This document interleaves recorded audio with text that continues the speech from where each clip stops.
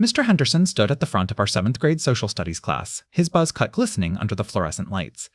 He tapped the whiteboard with his yellow dry erase marker, making a sharp clicking sound. For your next project, he announced, you will create a family history timeline.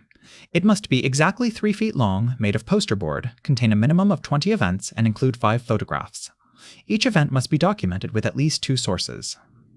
Over the next week, the project requirements became increasingly detailed. Friday, Mr. Henderson handed out a 4-page document titled Family Timeline Project Instructions and Rubric. In addition to the original requirements, he announced, the timeline must include 3 events from before 1900, 5 from 1900 to 1950, and 12 from 1950 to present day. Each photograph must be labeled with the precise date taken using this format, YYYYYMMDD.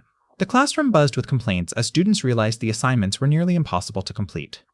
The night before the due date, I added a 1/4-inch border around every edge of the poster, filled the empty spaces with irrelevant information about historical events, and added 5 photographs. When Mr. Henderson saw my project, his eyes narrowed. This doesn't look like a family timeline, I replied calmly. I followed all the requirements exactly. The timeline was now a dense collage with no white space, packed with my actual family events alongside historical entries, with borders filled with tiny print. The timeline was displayed in the hallway with other students' work. Most had left spaces where they couldn't find information, earning automatic failures. Mine was full, a bizarre mix of family history and unrelated historical events. During class presentations, Mr. Henderson had to present my timeline but kept correcting his explanations until he was essentially giving a history lecture about topics completely unrelated to my family.